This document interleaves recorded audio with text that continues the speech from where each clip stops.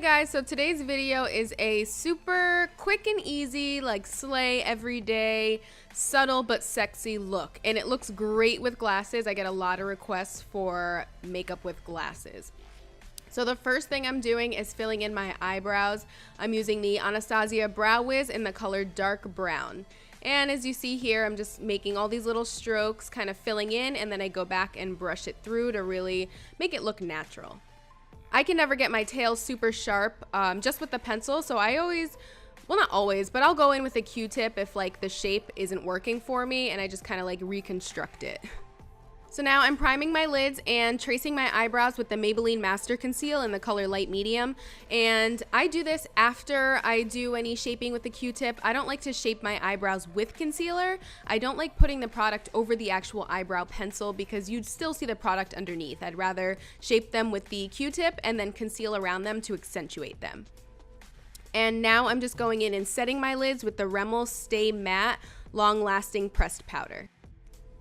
So first thing I'm going to be doing is taking the N.Y.C matte bronzer in the color Sunny. I will be bronzing my face with this later on, but right now I'm using that color to warm up my crease. So I'm using the Morphe M502 brush, which is just a huge fluffy blending brush. I'm dipping that product in a bunch of times just to build some color. I always want to start lighter and work my way up to a darker shade. Now I'm not being too precise with this. You see I'm going into my crease from outer corner to inner corner, also kind of dragging down onto my outer V. This look is very subtle and very sultry and smoky. I'm using the Lorac Pro Matte Palette. First I'm taking the color Linen and I'm going to use that on the exact same brush, the M502. And I'm going to be lining my brow line and then just doing like windshield wiper and circular motions to blend it into my crease color. Now you can use any white shade that you have from any palette, and then for the lid we're going to be using like a pink mauve shade, so same thing, you can take any color that you have. If you're going to be like running out to buy a color, I would use the NYX Single Matte Eyeshadow in the color Birthday Suit.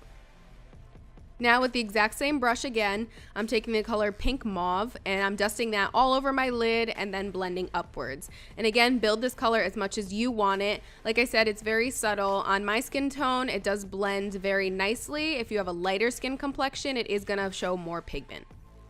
A good dupe for the mauve color would be the NYX Single Eyeshadow in the color Undress Me.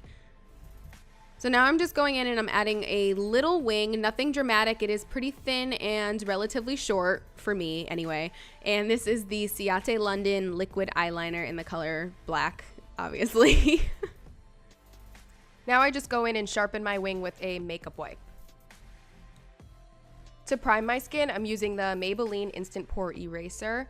And I'm just slowly packing that under my eyes mostly because that's where all my big pores are. And then just also rubbing it all over the rest of my face. For my foundation, I'm using the NYX Total Control Drop Foundation.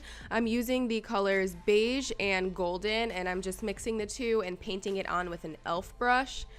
Then when I'm done with that, I'm gonna use the Real Techniques Stippling brush, and I've been using this recently. Personally, for this foundation, this is the first time I ever used it.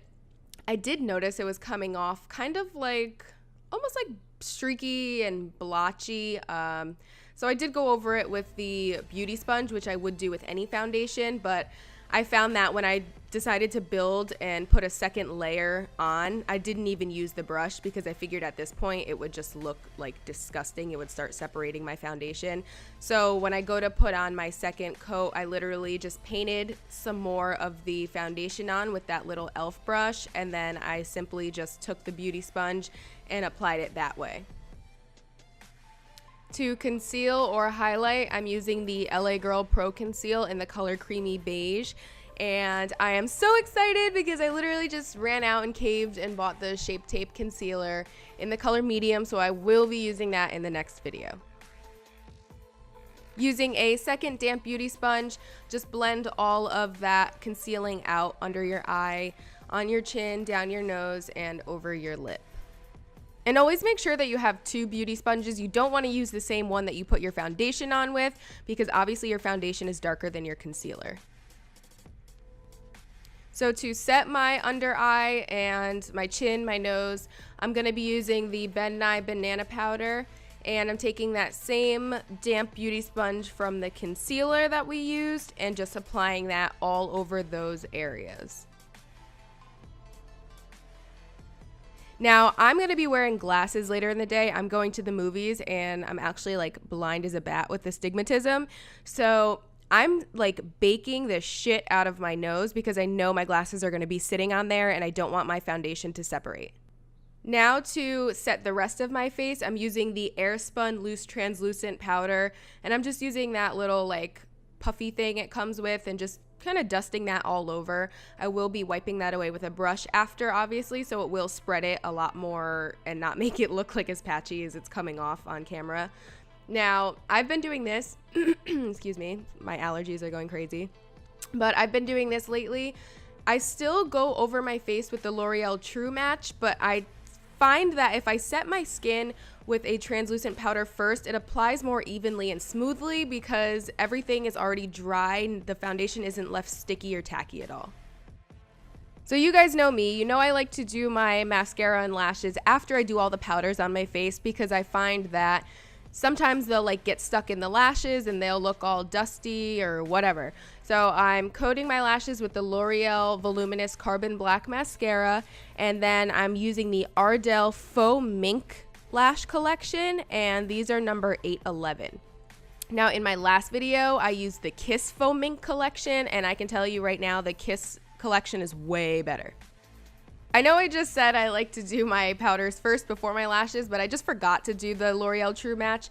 So I'm using the L'Oreal True Match Foundation Powder in the color W6.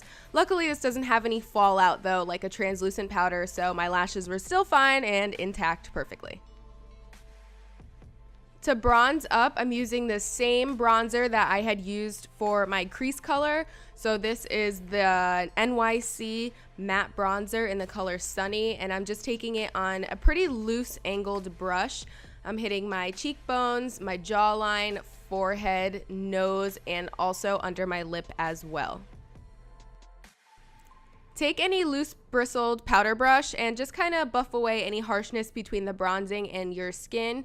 I use the one that I dust away my setting powder with, so it does kind of give it a nice blended, even finish.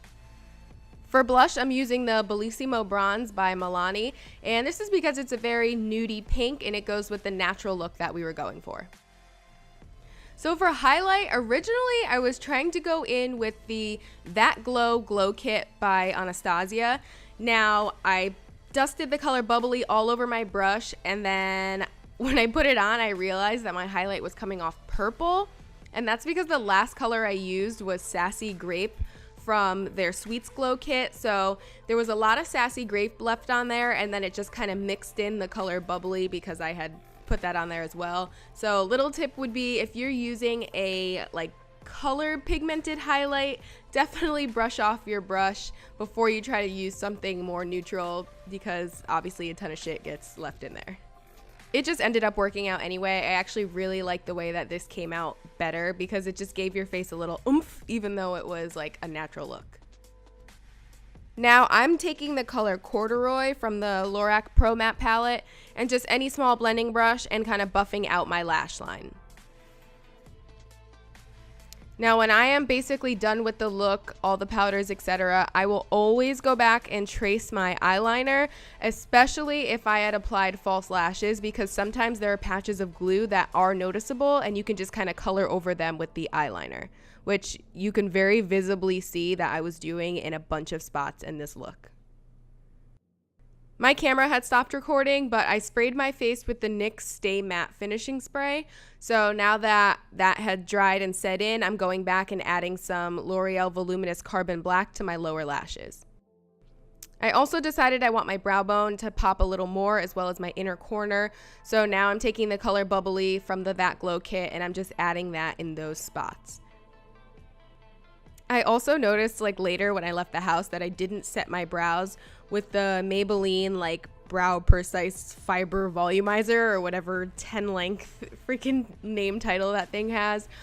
I'll always coat my eyebrows with that when I'm done filling them in. Well, this is the final look. I'm just going over my hair before I film these freaking awkward slow motion posing scenes. Don't forget to give me a thumbs up and subscribe. Also check the description bar. As always, thank you for watching and stay tuned for more videos.